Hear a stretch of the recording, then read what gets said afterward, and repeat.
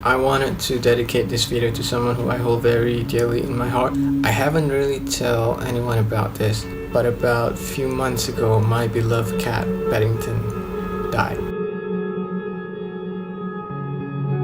So about last year, my cat was very sick and I took her to the vet.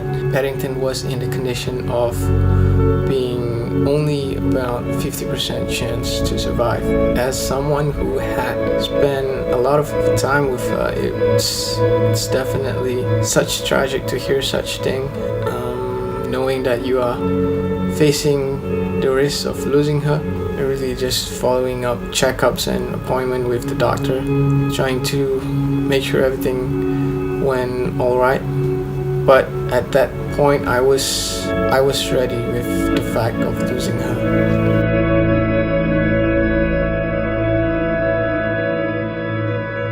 I was mentally prepared. I know for a fact that it's the time to let go. So she was basically hospitalized for a few days.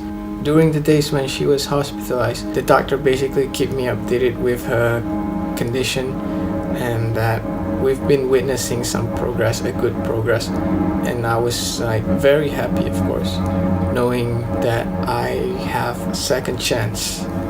But again, I wasn't too sure. And we've been seeing a lot of good progress happening with her, but I wasn't really too happy because deep down inside I know that I am still anxious with her true condition.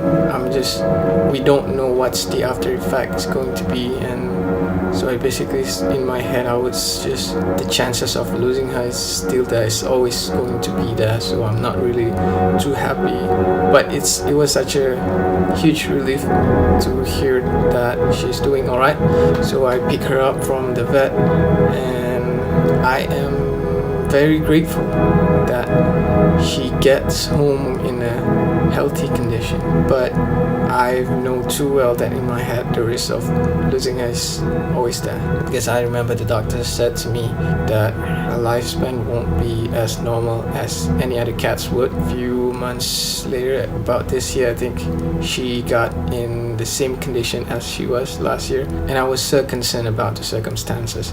I don't want to overthink too much, but I know that the things that happened last year is going to repeat again, because the amount of times that I've spent worrying about her condition, worrying about keeping her safe, it's a lot, and I just want the best for her. I just want to make her feel safe and comfort, and not being able to provide that for her is just heartbreaking to me.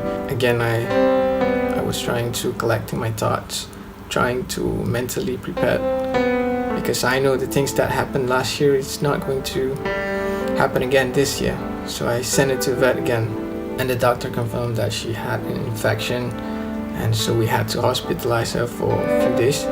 And during that time, she looks okay, so I was not too worried, and again, she was making a good progress. I was happy. I thought that there is another miracle happened to me, but then the next evening, the doctor called me and said, I thought the doctor is going to say that you can pick her up now, she's fine, because in the video that the doctor updated me, she looks alright. But turns out the doctor said hey, it's me, I'm very sorry to inform you, but Paddington had passed away. And I was confused. I don't know how to react. And I thought that, we've fought this before and we're just going to do it again. But it's not meant to be. Everything just happened at a very strange time in my life. I wasn't mentally doing well at that time. To be able to accepting the fact that your best friend had passed away, it's a lot to take. And I've had experienced things like this before with my previous cat. And I thought that